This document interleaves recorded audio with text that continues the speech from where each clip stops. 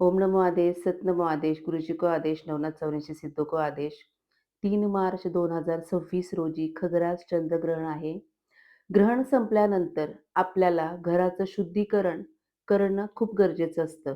कारण या काळामध्ये भरपूर प्रमाणात निगेटिव्ह एनर्जी आपल्या घरामध्ये साठलेली असते आणि ती बाहेर काढणं खूप गरजेचं असतं.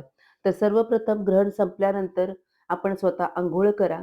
अंघोळ केल्यानंतर थोडंसं पाणी हातावरती घ्या, आचमन करा.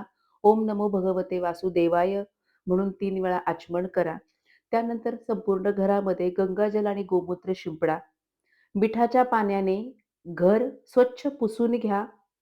त्यानंतर जी काही थोडीफार नकारात्मक ऊर्जा राहिलेली असेल, ती आपल्याला काढायची आहे. त्यासाठी आपल्याला कणकेचा दिवा लागणार आहे. त्याच्यामध्ये 4 वाती घालायच्या आहेत. चौमुखी दिवा बनवायचा आहे. त्याच्यामध्ये पिवळी मोहरी किंवा मोहरीचं तेल घालायचं आहे आणि 2 लवंग, 2 काळी मिरी, 2 विलायची आणि थोडीशी हळद टाकायची आहे. हा दिवा आपल्याला सर्वप्रथम आपल्या किचनमध्ये ठेवायचा आहे. दुसरा दिवा आपल्याला देव्हाऱ्यात ठेवायचा आहे आणि तिसरा दिवा आपल्याला घराच्या बाहेर मुख्य दरवाजाजवळ रात्रभर ठेवायचा आहे.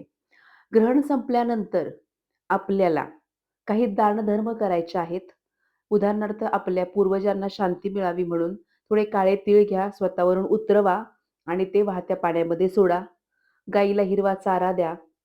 जे गरीब लोक असतील त्यांना ज्या रोजच्या जीवनामध्ये अनावश्यक किंवा आवश्यक ज्या गोष्टी आहेत, त्या त्यांना द्या. आणि जे काही तुमच्या राशीप्रमाणे तुम्हाला दानधर्म करता येईल, तो देखील करा.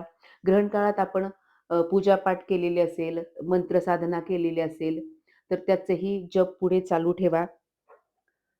ग्रहण काळामध्ये नकारात्मक ऊर्जा खूप सक्रिय असते. त्यामुळं आपल्याला ती दूर करायची असते. हा उपाय आपण करा. आपल्याला उपाय कसा वाटला ते सांगायला विसरू नका. चॅनेलला लाईक करा, कमेंट करा, शेअर करा आणि सबस्क्राईब करा. ओम नमो आदेश, सत नमो आदेश, गुरुजी को आदेश, नवनाथ चौऱ्याऐंशी सिद्धों को आदेश.